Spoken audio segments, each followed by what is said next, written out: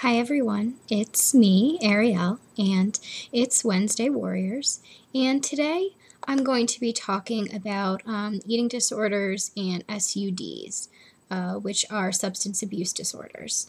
And the specific question is, can eating disorders and substance use disorders co-occur? For example, drunkorexia. How are they linked psychologically to make them come together? So there are a few different aspects of this that I'm going to touch on, and just keep in mind that some of this is my personal opinion based on things that I have seen in my work with eating disorders, and some of it is obviously going to be factual.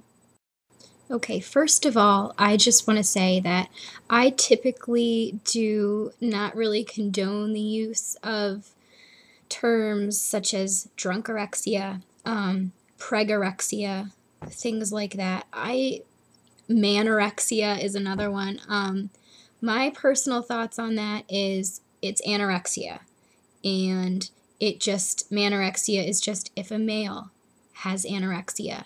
Drunkorexia is if you also have an alcohol problem and you also have anorexia, or if you are using or abusing alcohol in order to fuel certain behaviors with anorexia. And pregorexia is a pregnant woman who also happens to be anorexic. I don't think that the two occurrences are basically creating a separate disorder. I think it's still anorexia.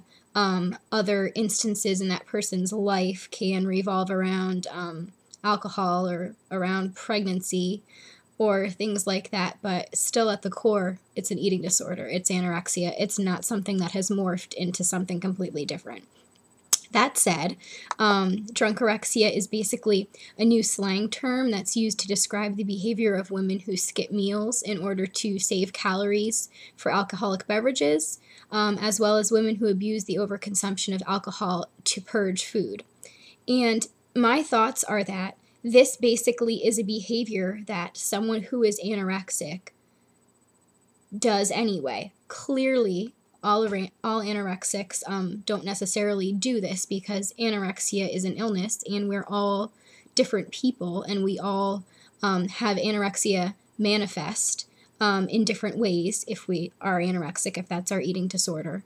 For example, I mean, just to give you a sort of a little bit of basis on this, when I was anorexic, this terminology as far as drunkorexia, women who skip meals in order to save calories for alcoholic beverages. Well, that's anorexia. I mean, that is a function of anorexia, if you will. I mean, I used to do that. I didn't have drunkorexia. I had anorexia, and sometimes I would skip meals if I knew that I was going to be going out that night with friends and wanted to be able to drink. It is simply a coping mechanism or a behavior that some anorexics do. I don't think it's a disorder on its own, and I know that the wide majority of specialists, eating disorder specialists, feel this way. As far as I can tell, more of a media hype that these new terms are used, like drunkorexia. They use it to create stories, to create some new thing that can be talked about, to bring more attention to eating disorders like anorexia by coining a new phrase, but I don't think that it is really a disorder on its own. You can definitely argue that this is my personal opinion. I'll be the first to say it, but I do know that I would say more people than not feel the way that I do about this. And then as far as the sort of second part of the definition of drunkorexia, which was women who abuse the overconsumption of alcohol to purge food, that to me sounds like bulimia or a purging anorexic. It doesn't have so much to do with the alcohol as it does to do with the purging, as it does to do with an eating disorder. Again, that's a personal opinion, and obviously people can be bulimic or anorexic without abusing alcohol. but I don't think that the alcohol abuse creates a different eating disorder, like drunkorexia. There is alcohol abuse, there is an eating disorder. Those two can go hand in hand, but I don't feel that they create a new disorder on their own, just to clarify. That's sort of a brief overview on my feelings on that terminology and other terminology like that. But I do certainly believe that substance use can go hand in hand with an eating disorder, and that both of those things can co-occur, as the question is asking. For example, I know several women who have a substance use problem, whether it be a drug addiction or an alcohol addiction, and they also have an eating disorder. Those two things are separate.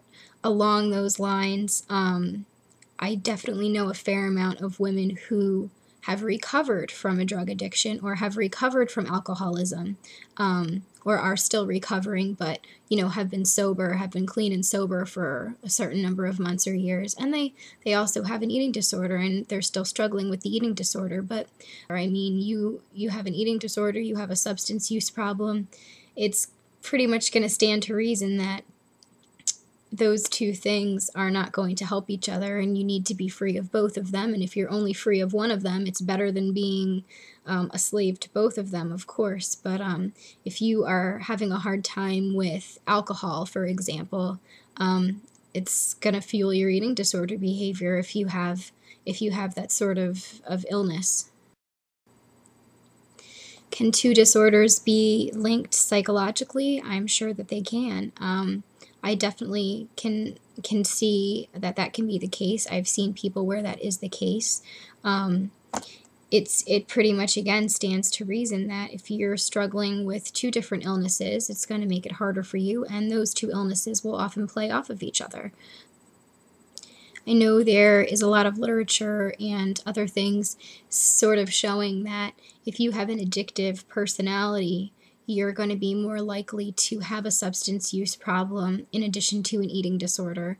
I know that there are a fair amount of people that have problems with food that also will then have problems with alcohol or problems with drugs. And it makes perfect sense because our minds are comprised of all kinds of different things. And if we have that addictive nature, we're going to be more susceptible to becoming addicted to things. I know that as far as genetics are concerned, a lot of people, if they have an eating disorder, they might look for something in their family showing that someone else in their family has suffered with an eating disorder, but maybe they'll find that someone in their family has suffered from alcoholism or has suffered from a drug addiction and not an eating disorder, and here they are with an eating disorder. I think that addictions manifest themselves in different ways, and many people are predisposed to forming addictions. Like I had said about the addictive personality, I don't think that an eating disorder is per se an addiction.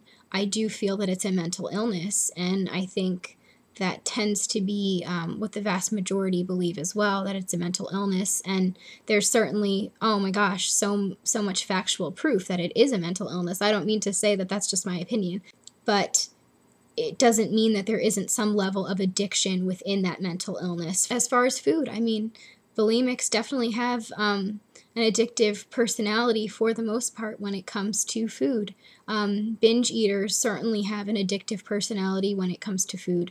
We are using these things as a coping mechanism, and even for anorexics, getting high off of not eating for a given amount of time, for starving themselves. But it has many levels of addiction to it, even though it's a mental illness. I actually did a video back in November of 2009 about drugs and alcohol relating to eating disorders, so I'm going to send you along to that video so that you can see what I had to say about that a few months ago. This question is different in some ways and the same in other ways, so I think that I've answered this question to the best of my ability in what I didn't say in the past in that video, so that's why I'm going to direct you to that so I don't rehash and make you listen to something all over again that you may have already watched. I also do want to say that having alcoholism, for example, yes, it is an addiction, but it's also a mental illness. And I don't want anyone listening to this to feel that I am saying eating disorders are mental illnesses, but a drug addiction or an alcohol addiction is not a mental illness. I definitely think that addictions are mental illnesses for the most part as well. And I hope you all have a great week. All right, see you next time.